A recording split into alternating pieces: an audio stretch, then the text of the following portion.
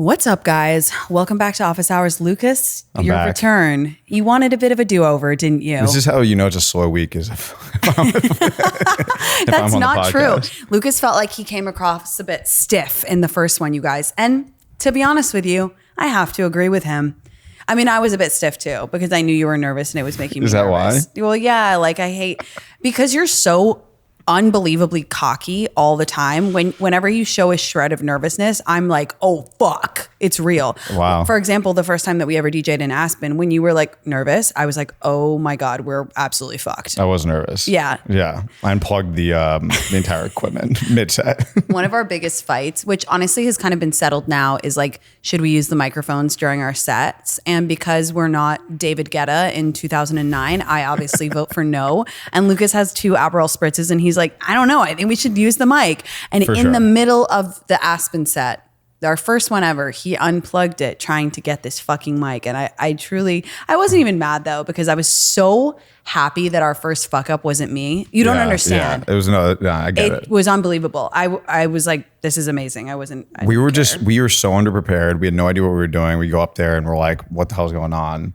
The mic thing was more just like, I don't know. It was also a tough crowd and a weird venue. It was a tough crowd. It was a tough time. Yeah. 6 to 8.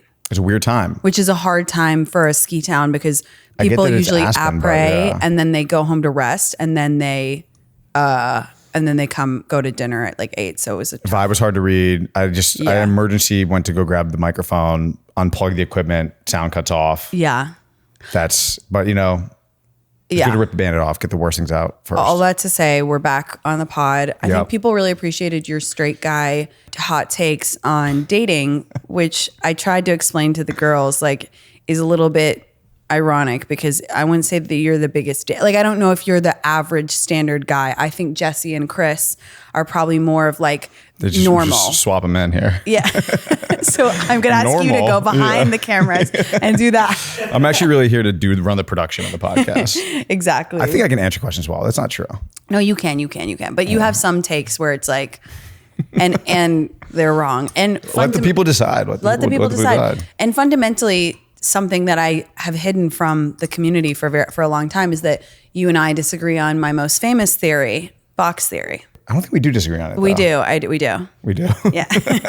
Well, should I remind you of it? Yeah, remind me of it. Box theory is my theory that when a guy meets a girl in a romantic setting, so a setup or a date, he knows immediately if he wants to date her, hook up with her, or wants nothing to do with her. Oh, that's the theory. Yeah. We do kind of disagree on this one. We do disagree on that. But that's because you're the exception, not the rule. I think. And also, you've never dated anyone, so how would you ever know? It's not true. I think the rule is like 80% true. I think that like, yes, when you meet a girl and then for that first time, you have a sense of sort of like where you want to take it and you can kind of realize that pretty quickly. But I do think that there's like, it takes time. Like it does like, there have been relationships where I kind of started and I was like, okay. What relationships? Okay. It's like not true. Jesse, when you met your girlfriend, were you like, I want to date her? Yeah. Immediately? Yeah. Well, the first time I met her, I was not single. So. But you were like, she's a girl who I would date. Yeah. I think that that's like a better way to phrase it is like, she's a girl who I would date. Like, okay, that's true. I believe in that. That's meeting someone. You're like, I would date this person. You kind of know that off the rip. But then like to figure out whether you really want to do that or not, that takes a little bit more time. I don't think it's so immediately boxed in. Yeah. Okay, that's fair. I can work with that. Or you fantasize, you put it on the pedestal, and you're like, oh, this would be somebody I really want to date because they kind of like fit all these like ideologies and this sort of like thing that you think checks the boxes. But then you go a little deeper and you're like, oh, this person's terrible. Well, let me ask you this: what is some behavior that a girl has done or a girl would do that would make you not want to date her? Behavior that they've done or would do that makes me not want to date her. Like you're vibing with her, you're like, yeah, maybe. And then they do something. Because I get a lot of questions from the girls saying, oh my God, like everything was going well and then this and this happened. I mean, the number one qualifier, which I think goes around the table for everybody, is just just a vibe. Like, does it match? That's what I say It's like the simplest thing. It's like when you're hanging out with them, does like the conversation flow? 100%. Does it feel like it's a struggle? Like if it just flows, feels very organic and you feel so comfortable out the gate, that's just like matched energies. Yeah. And immediately, like to me, that's the most important thing. So I think sometimes that's the hardest thing to get. I'm going to talk over you. And also everyone in the comments by the way, I can do it because it's my best friend now. It's not, they're always in the comments, they're like, let them finish a sentence. Well, guess what? Lucas is my best friend and I always talk over him. Yep. So I'm going to do it this episode, you guys. The celeb guest, you're polite. Me, shut the fuck up, Lucas. So, yeah. And I think that's the hardest thing of all to find. I'm like, if you have a genuine vibe with someone, this is my whole point of Box Theory. If you genuinely vibe with someone and that connection is there, it's pretty hard to fuck it up. Yeah. Like, I've had it where I've been going out with guys and I do some stupid shit. Like I get too drunk or whatever. They don't care because there's that genuine vibe. Speaking of, I went on such a horrendous date on Friday or on Sunday. Guys, it was so bad. Because I don't know if I can say this. I think it's cancelable. I don't think that I don't know. Cancel him. No, cancelable for me. Oh, for it was you. just so boring. And then we split it 50-50. And that's not the thing. I just thought his vibe was so different. Like he was so funny on text. That's definitely like, I think if it's already a bad vibe and already a bad date, and then at the end of it, he's like, okay, we're splitting this, then that's going to be a deal killer for you. I always offer, like I do the fake reach and he just like fully let me. So the fake reach is very appreciated. As a guy, you appreciate the fake reach, but also as a guy, as a real man, you know that like you're paying for that bill. That's nice. Cause that's what it is. I agree. I think like if you invite me on a date, and the craziest part was, well, I did feel a bit bad because he had planned like a whole evening and it was just going so badly that I was like, he was like, do you want to get food? You want to get a snack here? And then I have a dinner reservation. And I just had to emergency exit because it was so boring. And my thing is like, as a person, man or woman, why would you go on a date if you don't have anything to say or talk about? If you're just going to be mute. And like, he did ask some questions, but it was so boring. I was like, and I always wonder, like, not even from, I get that I'm maybe a little wrapped up in myself, but I always wonder what was his impression of me on that date? Because I brought 90% of the questions, all the energy, like looking around, observing things. Oh, what do you think that's over there? Oh, have you been here? Blah, blah, blah. What do you think that's over there? Look at that plant. Do you like plants? That's when you're like, I'm really digging the bottom of the barrel. That's how I was with him because it was so bad that I was like, do you like plants? What do you think of that over there? That table is so circular. Got your nose. You honestly should have done that.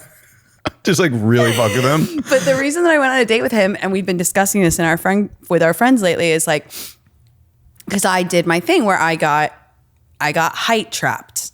I saw 6'6" on his profile. I said, I got to check that out. You've done that surely with boobs. You've seen it. Boobs or ass. You've said, I got to go check that out.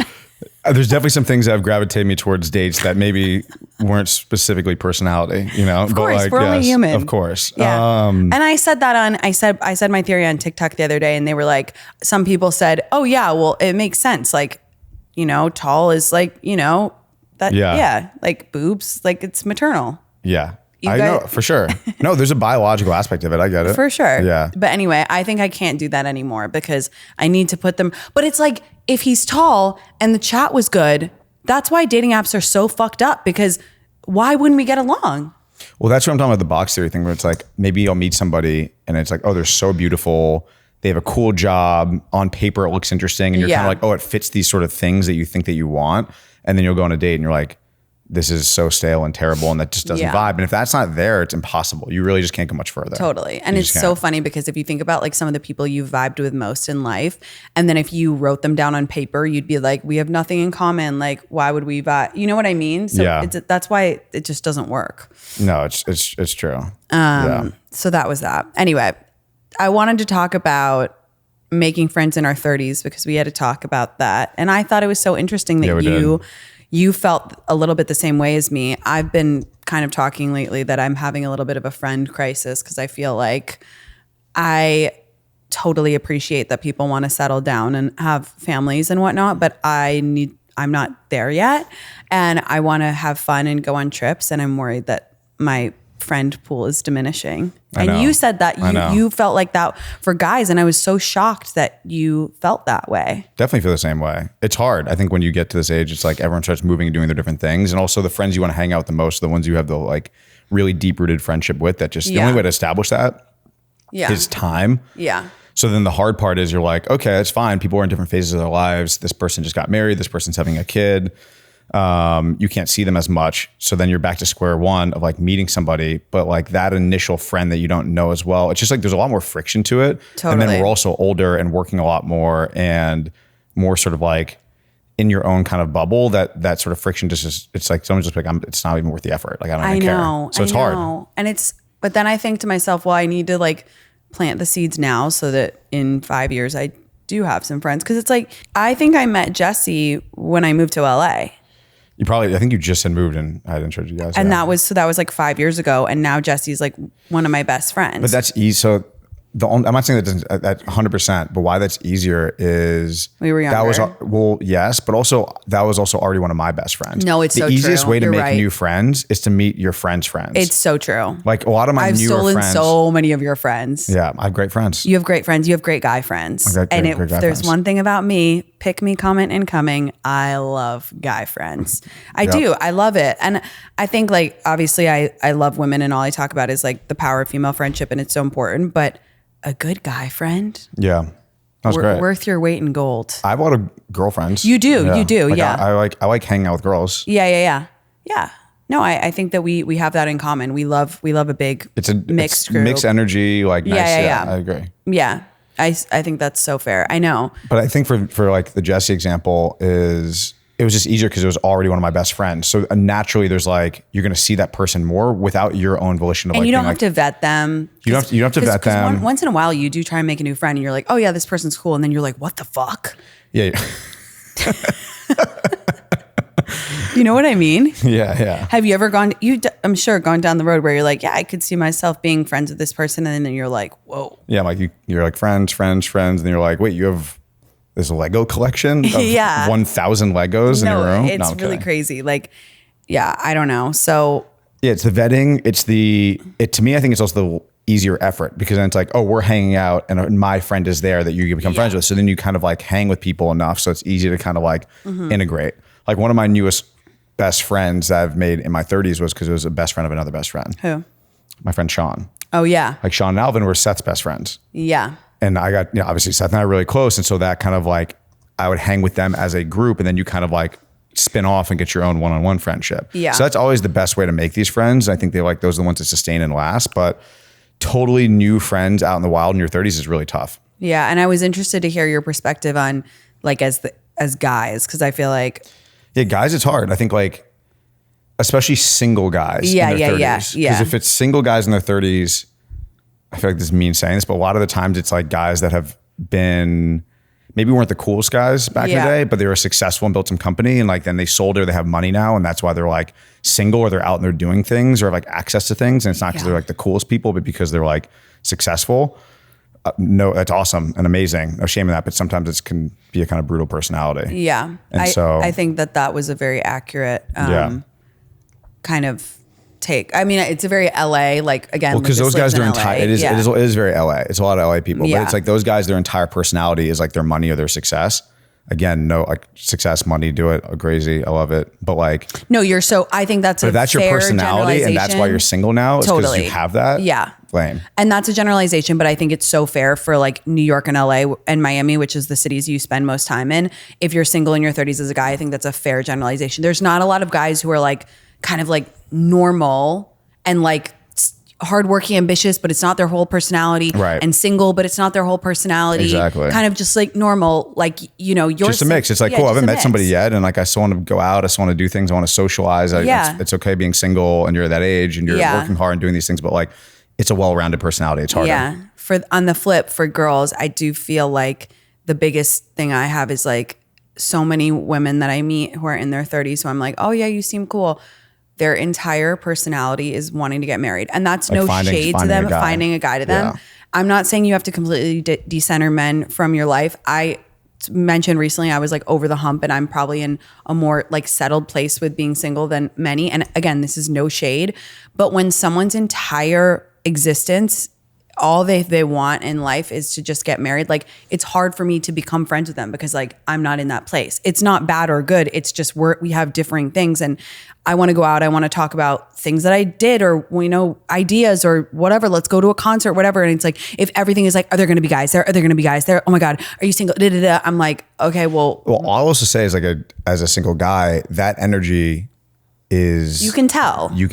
Yeah. You can read that. And it's not attractive because then it feels a little bit desperate. And I feel like that's sort of like clinging on to something. Or also as a guy, when you're on a date with someone like that, you have to question like, do they even like me? No, of course. Or do they just like, or do I just check these boxes and they want to like say they're dating somebody or have a boyfriend? And so I think it's hard to like get down to the core and meet somebody you have good energy with and like see if there's a connection when there's that sort of higher stress level of creating a partnership. I think it's 100%. Great to date with intention. Like that's cool. And you should be always transparent in your dating and having conversations of sort of like where you're at or what you're thinking so that everyone's like expectations are set. But that type of frenetic energy is like definitely not kind of a turn off for a guy. Yeah. Okay, let's talk about meeting your best friend's new boyfriend or girlfriend. Yeah. Last night, one of my other best friend. Yeah, that's right. Anytime I say like my best friend and I'm not referring to you, you're always like, it's me. Yeah. So, we're equal now. Yes. We are. I know. We are. me and him. Yeah. No, of course. Equal best friends. That's so pick me of me that I love being people's best friends, but I really do. I don't know. No, you are. It's because I take my friendships very seriously. You do. But met one of my best friend's new girlfriends, and it's just like a funny thing. She's great, amazing. I think they're awesome, and I think it's a good relationship. But it's funny doing that because it kind of feels almost like a first date for like you a little bit. Totally. Yeah, especially for the other person. For me, it's a little easier because like I'm comfortable. I'm with my best friend. Like if I was in the side of it, if I was like meeting my new girlfriend's best friend, like I would be nervous. I would definitely feel nervous. Pressure, it's a lot of pressure. Yeah, and it almost feels like its own first date because you want to make such a great impression. Yeah. But she made a great impression. She did. She was great. I've definitely had times where I've met my friend's new BF or GF, and I've been like, "Wow, this sucks." You're like, damn, this is what we're about to go do. Sometimes I'm like, damn. And we talk about this on the pod all the time. Like a very common call or email that we get is like, I literally hate my best friend's boyfriend. Really? Very common. And I'm like, look, people are going to do what they're going to do. My advice is always like, if you think that they're genuinely, there's two different paths. There's either they genuinely suck and they're a bad person. Okay, let's put that aside. Or they're just kind of lame. A fact of life is some of your friends are going to marry lame people. That's just a fact of life. You can't do anything about it. Like if that's their path, like that's their path. Sometimes like people will call and say like, I actually think that they're a bad negative person. I think you've had that before where you think deep down some of your friends are dating or going to marry people. Right over here. We've had some times. Talk about, oh my God. Yeah. Speaking of meeting best friends, significant others, I don't know if you've ever met one of my boyfriends and it's gone well. They've always hated you. Yeah. More. I think that's harder. I really try. You do. I've always tried. What is the main reason when people call in and they're like, I hate my friend's boyfriend or significant other, whoever it is? They oftentimes just think that the guy is like not good for her or like they think they're like a bad person. Yeah, like a bad person. They're controlling and the girl is just like really wrapped up in it. And like as someone who's had multiple boyfriends who like kind of suck, you do get wrapped up in it. Like even strong personalities, even if you have like a strong sense of self, like it's very easy to get wrapped up in it, which is why I'm so passionate about talking about knowing your worth and like keeping your head on your shoulders, even if you fall in love. But the thing is, like, people have to make their own mistakes and people have to, you can only like tell your friends so many times. And I think that it honestly pushes people away more if you're like telling them over and over again, like, I hate your boyfriend, I hate your boyfriend. Like that only causes a wedge between you two. I think you have like one shot where maybe it's early on in the relationship where if you can sit them down or if they're like, hey, what do you think of Bill? You can be like, you know, these are my honest thoughts. Like, I know you're happy right now, but like XYZ when he did that, like really rubbed me the wrong way. I think you kind of got one shot, but if you go on and on about it, it will drive a wedge. It's tough. I think even that one shot, I feel like it's, especially like at a beginning stage of a relationship, like people are not that perceptive to that. I know. I think guys are probably a little more than women are, but I think women are in that time, like, especially if they're excited about a relationship, because they'll immediately be like, are you jealous? Are you this? Totally. Or like, you know, they think there's maybe an ulterior motive there. Yeah. It's obviously the way you have to go about doing it, but that's hard. That's a hard conversation. Yeah, I agree. I'm so curious. This just popped in my head. Yesterday on AMA, a girl asked me, she said, would you still marry, this is a slight diversion. Okay. Wait, sorry. One more thing on that point. There's this like meme on Instagram that says, as just a thought starter, your soulmate is probably not the person that all of your family and friends hate. And I really like that because like sometimes if you're like young, like especially if you're in your 20s, boy or girl, like you do get so obsessed with like a person and your entire friends and family hate them. And you're like, oh my God, it's us against the world. And then you grow up a little bit, you break up and you're like, oh, that person sucked. Like they were all right. Like, oh, I know what triggered that is because you said, oh, are they jealous and whatnot? And it's like, for the most part, your family and friends only want to see you happy, of course. If they're real friends. If they're real friends, yeah. But it's like, if it's everybody, then you need to like look at the pattern for sure. Exactly. Or at least it's just like, you don't need to like end the relationship, but definitely take a harder look at it. Yeah, have like eyes wide open. It also, I think that'd be exhausting to be in a relationship that all your friends and family hate and you have to constantly justify the person to them. Totally. So then half of your friendship and relationships are like just justifying your romantic one. Okay, so yesterday someone asked me, she was like, would you still marry someone if you found out your fiance had made a pros and cons list of you? And obviously, like, we don't have the context about like at what stage this was in and what that were on the pros and cons, but like, what's your gut reaction to that? I said no. You say you would not marry them? No, like, no. How late in the relationship is it? This is the thing. We didn't have the context, but like, I think that if it's like before the wedding, I'd be like, the pros and cons list was about marrying them. So it's like the pros and cons is before. Yeah. So marrying. Imagine someone was like, should I marry Lucas? Like pros, good hair, cons, very, very slow to get ready, which is true, guys. He takes a long I do not take that long. No. I really don't. No. Like compared to some friends of mine, I'm pretty fast. I'm pretty efficient. Whoa. Sometimes I'm like, okay, Lucas, let's go. And it's 25 minutes. It's like, it's crazy. You know, I got to look at myself in the mirror for 8 minutes every time. You know, that's what I got to do. Okay, so imagine you're getting ready to marry this girl and you find this pros and cons list or whatever. Getting ready to marry them, like we're planning the wedding, all these things. Yeah, I think probably not. Because I'm like, if we're already planning the wedding, because at that point you're probably engaged. Yeah. Right? Yeah. So like if I'm she said fiance. Oh, fiance. Okay. Yeah. So yes. No, I wasn't listening. Got it. Then no. Because that's insane. Yeah. If you're already like, if you said yes, you've said yes to that question. Totally. And also like, even if it was about like, if a guy was literally making a list, even if he say was deciding to propose to me or not, and there were such big things such big reservations that he had about me that he could put them on a list, he's not my guy. I'm not saying someone has to find me perfect for me to marry them, but I do think that with that feeling, it should be like a resounding yes, like, or a feeling of like, yeah, like that's my girl or whatever. If there's something so big that it should be on a cons list, like, and you probably should have talked about it. You probably should have talked about that. Like, that's insane. Yeah, especially if you guys are engaged and like this is your planning wedding. Yeah, so I think, that'd be a huge red flag and issue. Right? What if it was like a pros and cons list that you came across, and this is maybe a 4-month relationship, and it's like, do I like this person or whatever? I like making pros and cons lists for hard decisions, but for me, that wouldn't work because when it comes to relationships, I'm a very decisive person and I value that in others with the guys that I see. And for me, it's important that the guy is like fully obsessed with me. Okay, what if what if you're in a new relationship, you guys just started quote unquote being boyfriend, girlfriend, you're dating. Yeah. But a week or two into calling each other boyfriend and girlfriend, you find on his desk, should I make Christina my girlfriend? And he writes a pros and cons list. So it's before you guys were technically official. And he's writing a pros and cons list to decide if he wants to ask you to be his girlfriend. I guess I would have to see what's This is a good one, right? This is a good one. Good at this. Okay. The only way I could see that working is like if my mind immediately goes to when we were younger and then guys were more like, I don't know, like, should I get a girlfriend right now? Should I not? Because it was like, it seemed like such a big, like life decision when we were 22 to like take yourself off the market of hooking up with people all the time. So I could see it then, but I think at this age, like, no, my answer is no. Okay.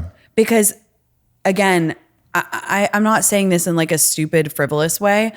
When I really vibe with someone, I'm obsessed with them and they're usually obsessed with me. Like that's all my relationships have been mutual obsession and like falling really hard. So that just wouldn't work for me. Yeah, because then you'd be feeling that and you'd be like, wait, they're evaluating things. Yeah. And like the only way I could see it is like if they were about to move to Paris for a year and they were like, I don't know, should we do long distance? Like something like that. If there was crazy circumstances. Something a little bit like there's like a logistical circumstance in the relationship. Yeah, then maybe fine. But like if it was just, do you want to date me or not? And you were literally 50-50, I'd be like, no, next. Yeah, that's fair. I think if I saw that, I'd just be like, this person's way too type A for me, so I'm out. Yeah, anyway. I'd be like, you got to write this on a list. I'd be like, you just feel it or you don't. No, you just feel the vibes. Like, but I think a lot of people don't. And I think, and I'm going to go out on a limb and say that it's kind of like one of the good reasons why I'm still single is like, I need the vibe to be 100. That's like one of the only things I need is I need the vibe to be 100. Yeah. A lot of people don't operate that. I'm not saying that there's a better or worse way to live. Everybody is different. Every person is different. For me, thinking about someone as if they were a car, like, oh, they have good this and bad this, like that's not how I am. No, the vibe is to be the best. It has to be the best. Yeah. And that's to me, that's the hardest thing to find. I agree. It circles back to the beginning of this convo. You can find someone on paper who's great. Oh, they have a good job. They have a nice family. They like dogs, whatever. That's a dime a dozen. Like to find the vibe where you can literally laugh and do nothing with them is so fucking hard. So hard. Yeah, it really is. How does a girl know if a guy likes her? You had a theory you wanted to share. A girl know. Oh, yeah. Well, the question is more like if, do you like your little water? Guys, the other day we were in the airport, we were water. going and I went to go get us waters and it's nice. It's nice encouraging words. You're a hoot. No, like I am. I got that water especially to joke because we were in the airport going somewhere and I got Lucas, I think this is a normal thing to do. I got him a normal size water bottle. By the way, this is not a normal thing to do. By the way, it was a glass water bottle. It was Evian, which is an expensive, nice water. And I could have gotten him pee pee poo poo water, aka Dasani, or Smart Water, which is, no offense, like it's also like not spring water. Sorry, I'm a water snob. I don't care. Cancel me. I got him a splurge for the glass bottle, but I got myself a liter bottle because I like a water more than Lucas does. That was how you justified it to me.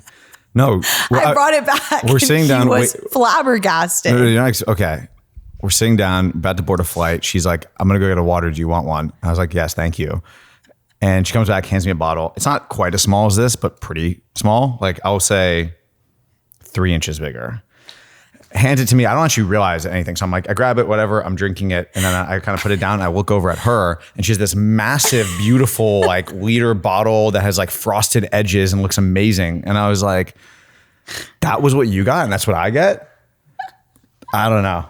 I just feel like if I'm like offering to buy someone something, I'm coming back with the equal thing. I'm coming back equal parts. But it was funny. It was funny. Well, now you're only and here I am again with a dentist office water. There's literally 3 sips. I don't know how much longer this podcast is, but I have to ration this water for the next 30 minutes. Every time I take a sip, I need to make sure it touches my lips just a little bit. Just wet the beak, but nothing more. Otherwise, it'll be gone in 2 seconds. This apartment is not as stocked as my LA house. Like in my LA house, we have everything. So many things. So many things. That's where you get all your packages. I know. And this house is not that stocked yet. We need to like stock it up a little bit. Okay, so sorry. Share what you were gonna say. If the girl. I think because you always talk about like, I feel like women like to know if you're hooking up with a guy, like, do they like you or not? Yeah. I thought of this last night and or maybe this is obvious, but like how he is in the morning and what you do in the morning, I think is the most telling thing of if you're hooking up with a guy. If you're hooking up with a guy and that next morning he's like, let's go get a coffee, or like, do you want to go get food, or wants to like go do things with you and like keep the hang going. Yeah. That is the number one tell, in my opinion, that guy wants to date you. Yeah. And looks as like he's pursuing to date you and this is not just a hookup. I think that's fair. Yeah. I think it's basically how he acts when it's not around, when it's a situation that doesn't pertain to sex. So it's like, does he text you just to say, hey, and not to find a time to meet up? for example. If you're hanging in bed and cuddling in bed and doesn't want you to leave, and then it's like, let's go get food, let's go do things. Yeah, he's extending. I was really thinking back on like any girl that I've ever liked that I was hooking up with or whatever. Yeah. And I want to signal I want to date them.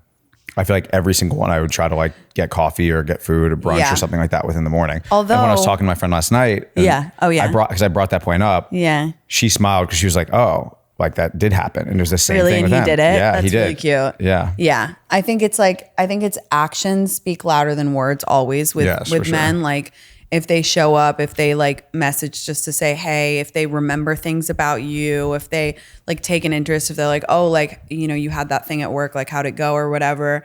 That's kind of how you know in the early stages. Actions always do speak louder than words, but I think it's like there are specific actions. An example would be, I think sometimes girls will be like, oh my, this guy's flying me out somewhere, or I'm doing this, or like he booked this like nice place for vacation. That could still just be for sex. So true. That could definitely be for sex. I know, because I was going to say might be like, oh my God, he's flying me somewhere. He booked and planned this like nice hotel or whatever it is, a spa day. Why is Chris laughing? Yeah. Chris, do you fly a lot of girls out? Fly outs. Who taught us that?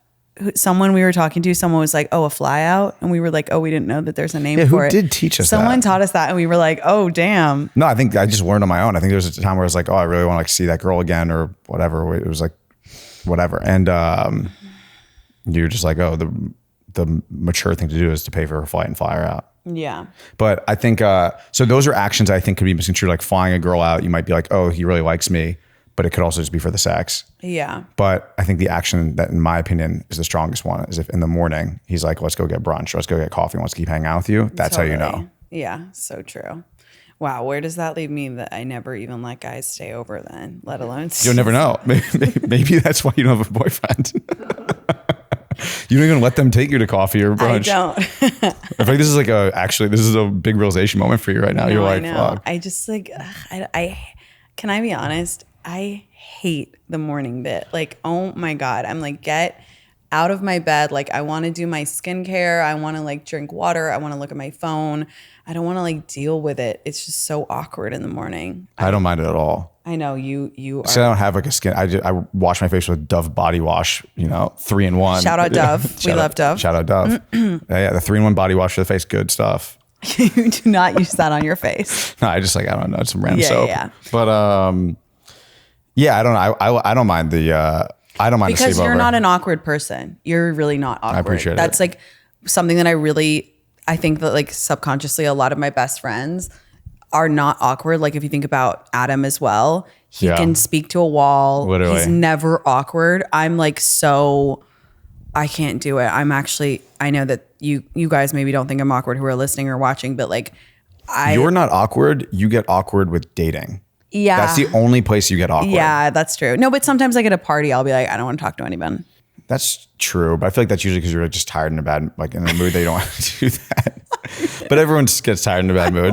Just you a little bit more. Just you're a tiny bit more. Oh my God. Yeah, I get awkward with dating. No, dating is where you're most dating. Yeah. You are. Yeah. Because for me, it's like if the vibe isn't there almost immediately. And I don't think you let it vibe enough. I was about to say, you build too much of like a little awkward wall before you allow it to vibe. Yeah. I do. And I'm trying to work on that. But I think that's true. I actually am really, really awkward. I also think you think when a guy's going to sleep over or something that they'll do something that will give you the ick or something. It's true. Mm-hmm. And that's like, for me, it's honestly just about giving them a running shot. Like I can barely see them. So, all right. So what are some like icks that would happen? But like everything. And then they're going to say in the comments like, oh, that's where you're single because everything icks you out. Everything does ick me out. Why are y'all so embarrassing? Like, Jesus Christ. I know we are. Like, yeah, oh fair. My God. Especially as like, I find that as I'm getting older and I'm dating older men, like it gets worse and worse. No, like, well, I told you that I increased my hinge to 50. Oh, to 50. And I went out with a 44-year-old. He was actually really nice. We didn't have a vibe. That's not too much older. That's fine. No, that's fine. I wasn't sure if you were going out on like 58. No, I mean, I like have been chatting with them and they're very forward and nice and whatever. But like I went out with this 44-year-old a couple times. He was super nice. We had a great conversation. I will say he was very like engaging, which I appreciated. He asked good questions, but like zero romantic vibe. But we're kind of like friends now. But what I was going to say, like the embarrassment thing. That's tough for me because I just, that's why I think I like search for guys who are really sexy or like really tall or something, because then it can help kind of like blind me from the icks for a little bit longer. Yeah. You know, if I'm like looking up at him and he's tall, then I'm like, okay, it's okay that he's wearing that anorak or whatever, you know. You're like the oversized Brooks Brother button down is fine. It's all connected. Honestly, this is good therapy. It's all connected. That with the fact that I kind of put guys, I have my own personal box theory where I'm like, I kind of go for almost a guy who is so outrageously not dateable that it makes it. It's like safer in some ways. Yes, it's safer. Like I know about that. You know, yeah, I know exactly. about that for sure. I think it's like a weird thing where I'm like, oh, I want to date this, like, you know, or my crush obsession, which I fucked up recently. I told you about that guy, you know. Yeah. He still hasn't texted. Don't worry about it. That's not. Fuck him. Yeah, fuck that guy. He did look ugly in the picture. The guy's ugly. The guy's ugly. Even when you were like, "That's my crush," I was like, "Yo, that's your crush." I know, but I was like, he came out the swamp. I'm from Shrek 2. But he's so tall. He's so tall. He looks like a Viking. Ogres are tall. Yeah. Shrek was a tall man. Yeah, that was a good unlock, actually. I think I do go for those guys. So it's like, no, you don't actually like that guy. It's just it's just ego. That's just rejection. That's all that is. I agree. Okay, this is a really good question. Okay. This is a very common question on the show. Should I confront him if he's giving me mixed signals? I think we'll disagree on this. Like mixed dating signals? Yeah, like assuming what is this? Assuming probably that's like sometimes he texts her a lot, sometimes he doesn't. Like I think I err on the side of transparency with everything. You do. You know how I am. Like I'm fine to talk about stuff. I'm transparent. I'm like, let's talk it out. You do, yeah. And I always try to be very transparent in dating. So I'd say, yeah. Because it will tell the person what they're thinking. It will also, for me, it also clears your head. Because otherwise, if you're like, I'm not going to confront him, which is why your thing is probably like hold a funeral or whatever you say, then you're probably walking away from that kind of questioning and thinking like, why do they not like me, or what happened there, or this? And then it becomes more about you than anything. You obsess over it. And I think it creates sort of like insecurities versus if you just have that conversation head on, you're either going to know whether that guy likes you or he doesn't. And then you're in and out of it and you get more clarity. You can kind of like hold your funeral or whatever a lot better and you can move past it, or you talk through some issues and you kind of like keep it going. And maybe still it's not the relationship, it drags it longer, but at least like I think for your own self insanity, better just talk about it. My only thing, and that's all fair, is that you're thinking about how you would react to someone coming to you and asking for clarity. 99% of guys will not have an honest conversation. And like, I commend you. You're always honest with girls, like 100% of the time, which is great. Thanks. Most guys are like, I don't know. What do you mean? Like, da-da-da-da. And it's like, then you just, I don't know. I get that I'm a little bit defensive. I'm a little bit always there on the side of like, you know, don't just like match their energy. Like, and also to me, because I know from experience, if it's mixed signals, he's not that into you. You know when a guy likes you. For sure. He's texting you, he's calling you, he's meeting, Jesse's nodding.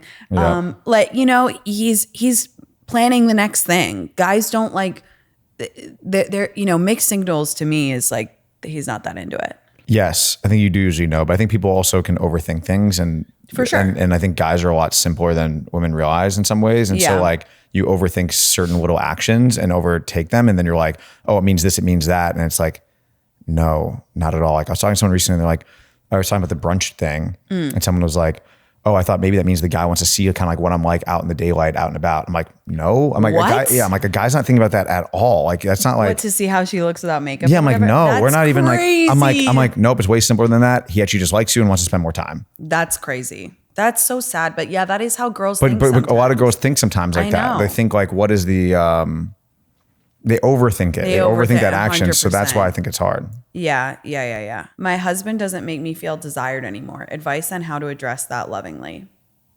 That's hard. That's I'm not qualified for that question. That one is out of my pay grade. That's also, I feel like both of our biggest fears is being in a, not to say that that's really bad or whatever, but like that's a personal fear of mine because I think it is hard to maintain long-term sexual desire and to really feel like sexy for your partner after 10, 20 years. That's hard. That's super hard. My advice is I think that everyone has their own kinks that they keep closeted up. Yeah. If you're in a long, deep relationship and you're losing that sexual desire, finding a way to have a communication to like open up conversation as to like what are those like deeper desires and like kinks that you have that you've probably been like, even like it could be a 10-year relationship So and you may true. still have avoided 100%. like a really, cause you're embarrassed still about it. Cause people are embarrassed about certain like sexual That's kinks. what Baby Girl is about. Right. You hated it, but that's did what hate it's that movie. about. I hated it because it was just like annoying. I was just like, It was the best movie ever.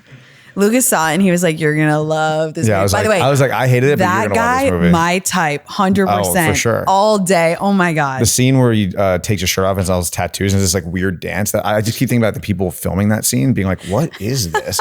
He's this like weird like ballerina like contorted thing, but I was like, Christina's gonna be like, that's hot. No, but in all seriousness, to the person who asked that question, I feel for you. I think it's like we're just now starting to speak about how difficult it is to maintain intimacy in long-term relationships. And I also think that like some of the trade-offs that you make are good ones, right? Like you live with someone for 10 years, they do become your roommate, they do become your greatest confidant, all that stuff. But it's hard to maintain sexiness whilst doing that. I mean, read Mating in Captivity. It's one of my favorite books. Esther Perel, across the board, one of my favorite thinkers on this subject. But I agree with Lucas that there is a way to reignite sparks and to go deeper. And I think you just have to have the conversation like you said it in your question. You said how to address it lovingly. Ask lovingly and say, you know, babe, like I feel like we're in a rut and like I love you and I want to reignite our sex life. I don't want to put any pressure on it, but like, can we brainstorm on how to do this? Probably don't use the word brainstorm. That would turn anybody off. I'm sorry for saying that. But I think that there's a way to do it. Also, like, I think Lindsay Metzlar says this. I think it was her. Taking a trip is always a good way to reignite sexuality. Like there's nothing like a little hotel sex. You know what I mean? Go to like a tropical location. Get on the beach, a little sand, a little ocean water. Okay. Texted for a while, first date, ghosted. How can I think it's not me? This is another really common question we get. Because you have no idea. Because you have literally no idea. Yeah.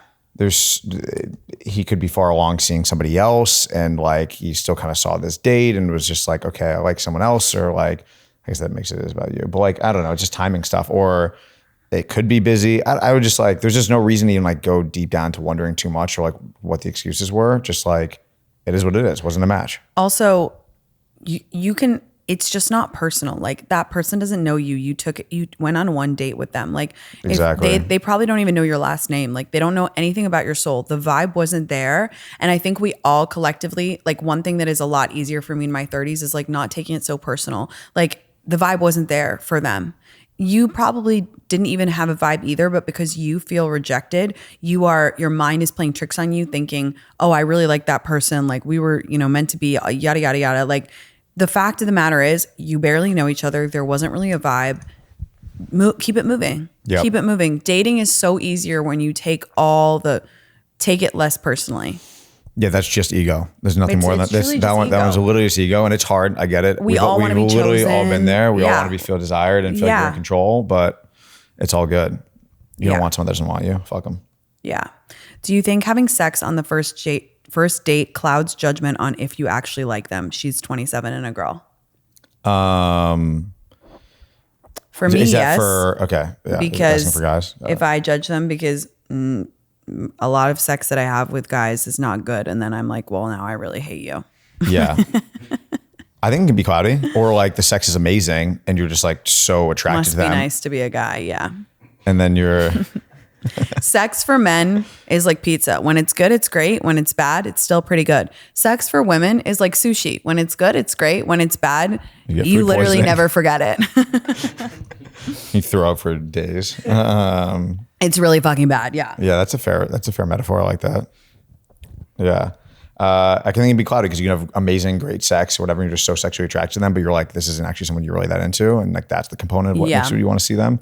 But I feel like guys like know that. So it's not like they like, it doesn't like cloud their judgment of dating that much. They're just sort of like, okay, that's a nice sexual partner. And you agree that if a guy really likes you and you have sex with him on the first date, it won't deter him from dating you. He won't be like, oh, she's a slut.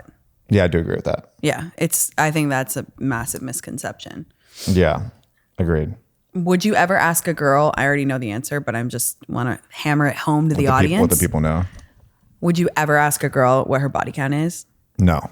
Because Lucas is a nice I've never asked that. Okay, because he's cool. And anyone who asks you that question, you should literally remove them from your life. Like, I think that is the loseriest question on planet Earth. And I want to go on record again. Like, girls will say to, like, write in and be like, oh, I feel like I don't know what to say when they ask me my body count. And I'm like, firstly, anyone who uses the term body count is a fucking moron. Okay, like, truly a loser. This one really hits home for you.